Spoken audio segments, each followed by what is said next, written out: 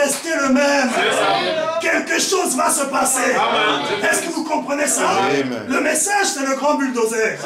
Lorsqu'il entre dans le cœur, il détruit les boîtes de nuit. Il détruit l'impudicité. Le bulldozer détruit tout ce qui n'est pas de Dieu.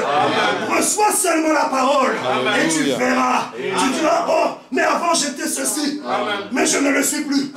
Qui est-ce qui a fait ça? C'est la parole en toi. Est-ce que vous comprenez ça? Même si nous ne sommes pas encore ce que nous voulons être, mais nous disons comme cette femme de couleur, je sais que je ne suis pas encore ce que je voudrais être, mais je sais que je ne suis plus ce que j'étais. Donc je suis en marche. Un chrétien doit voir qu'il avance. Tourner en rond, c'est la marche de la mort. Les mêmes choses que tu commets, tu retournes, tu retournes, tu retournes, ça c'est la mort. Mais nous devons marcher comme Enoch. Alléluia. Enoch, la marche d'Enoch, c'était la montée. Et il a représenté cette marche par la pyramide. La pyramide, on commence en bas et on monte. De la foi à la vertu. De la vertu à la connaissance. De la connaissance à la tempérance. De la tempérance à la patience. De la patience à l'amour fraternel. Et lorsque tu te places à l'amour fraternel, tu es prêt à ce moment-là pour que la pierre de fête se pose pour soumis à toi. Et c'est cette adoption dans laquelle Dieu veut nous introduire. Est-ce que vous comprenez? On ne doit pas tourner en rond. Il faut avancer. On n'est plus des bébés. Depuis que tu as cru toujours le même, qu'est-ce qui se passe? Est-ce que la parole n'a pas la puissance de transformation?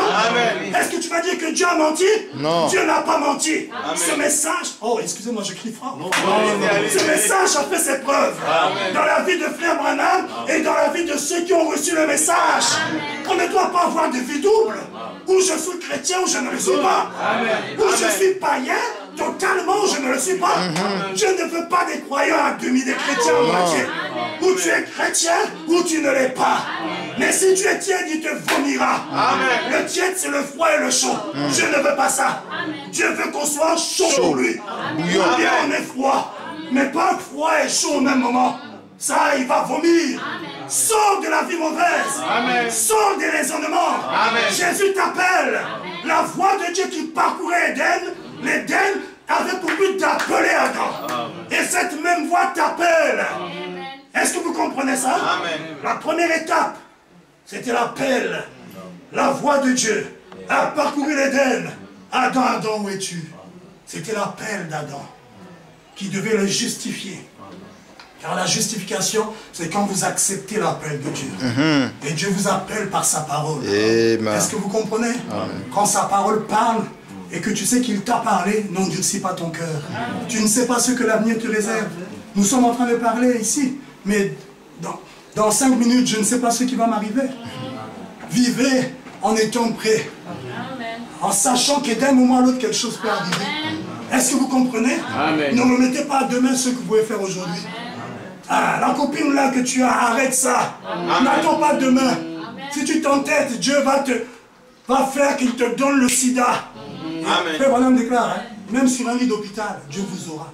Si vous êtes un élu et que vous ne voulez pas lui obéir, simplement ou volontairement, Dieu va vous avoir sur le lit d'hôpital. J'en ai rencontré de ces cas-là. Les frères qui venaient à l'église. Ils venaient à l'église. On pensait que c'était les frères. Et un jour, il vient, pasteur, j'ai fait l'examen, le test, j'ai le sida. Je dis, ah, j'ai le sida, mais comment? Tu as mené une mauvaise vie? Oh oui, pasteur.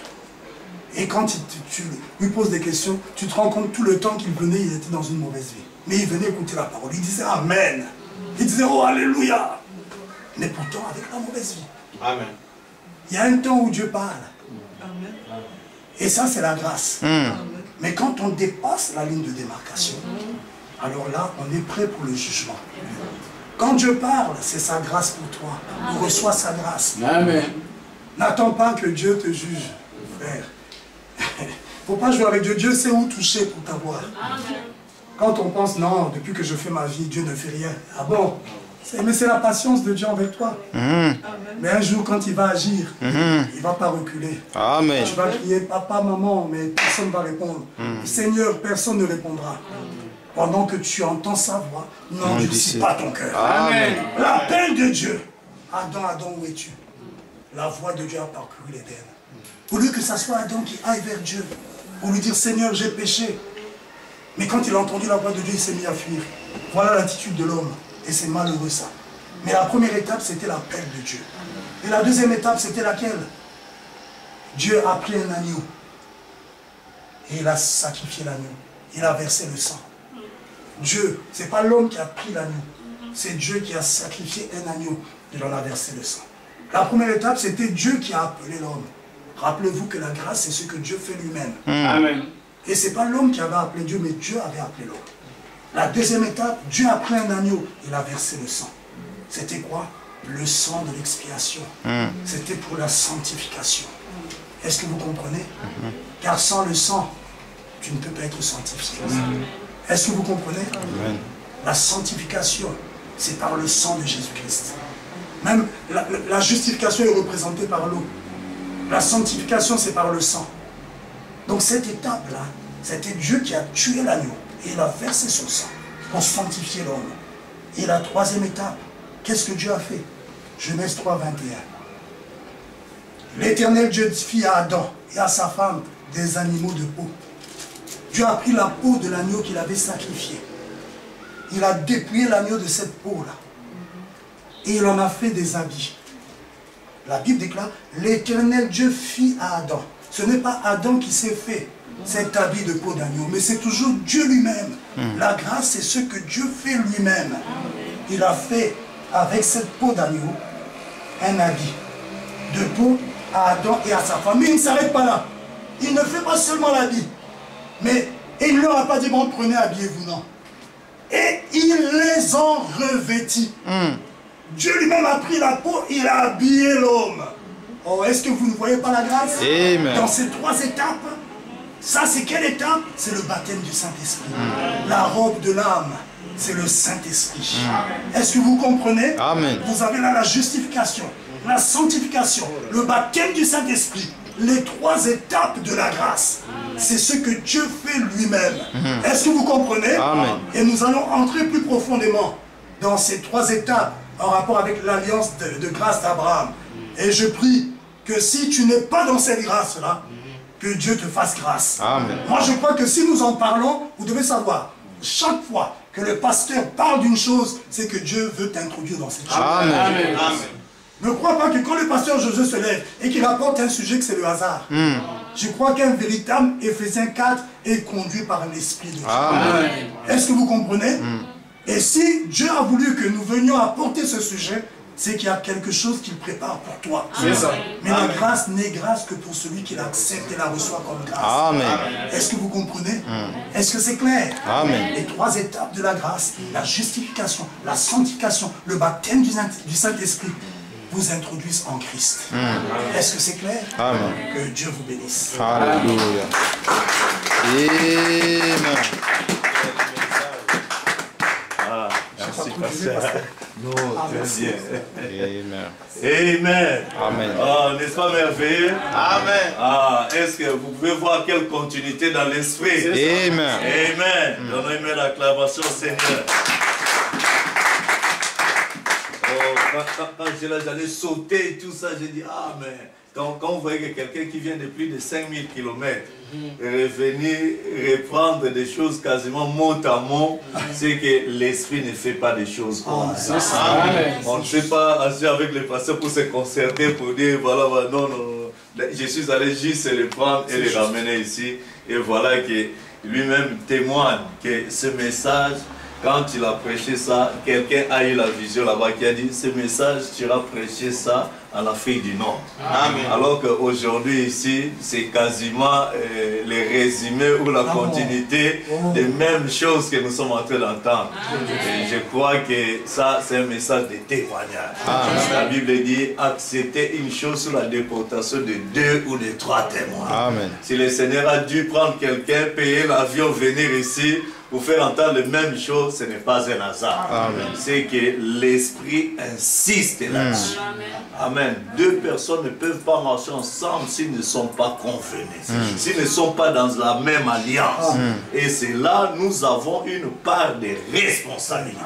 Frère Branham dit l'Église a la responsabilité envers Christ envers la parole et envers la prière. La grâce ne peut pas être manifestée si nous ne recevons pas toutes ces choses. Amen. Ainsi que le Seigneur bénisse richement les serviteurs. Amen. Et je sais que le temps seulement qui a fait défaut, mais demain le pasteur aura tout son temps pour continuer encore.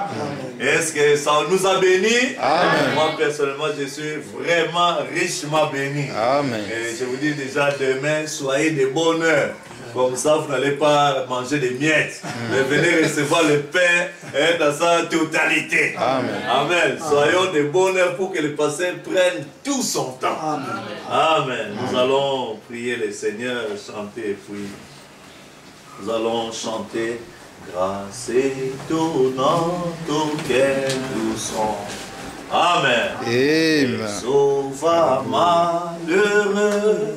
Frère Branham dit, quand vous serez de l'autre côté et que vous entendrez seulement ces cantiques-là chanter, dites-vous, ah, ça c'est notre vieux bien-aimé frère Bill qui fait son entrée. Parce que tout est par grâce. Amen. Amen. Amen. J'étais perdu, je suis retrouvé. Aveugle, maintenant je vois, chantons. Grâce étonnante auquel nous sommes, me sauva malheureux.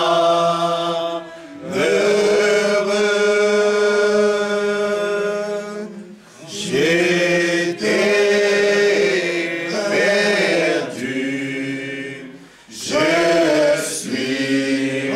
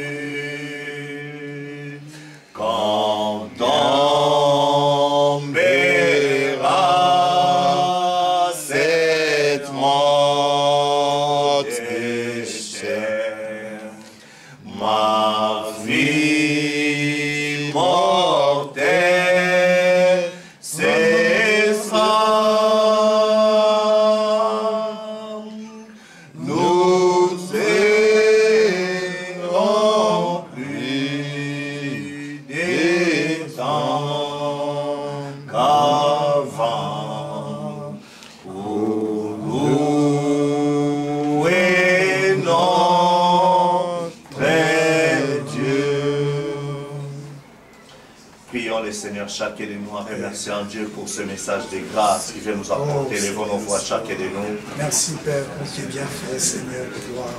Tu es l'unique et le véritable Dieu. Tu es le Dieu tout-puissant, le Dieu infaillible, le roi des rois, le Seigneur des seigneurs, le Dieu omnipotent, omniscient, omniprésent. Oh Père, nul n'est comparable à toi. Dans le ciel, sous la terre et sous la terre, tu es l'unique et le véritable.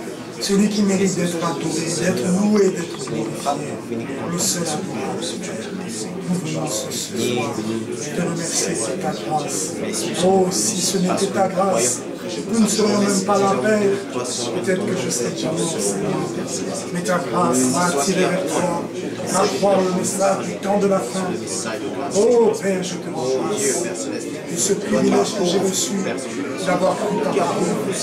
Tu m'as sorti de la corruption du monde, de la corruption du péché.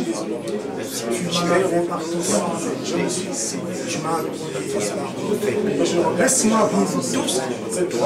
Laisse-moi t'appartenir, Seigneur. Laisse-moi vivre ta volonté. Que ta parole, en ce que toi tu fais, et à ta ressemblance,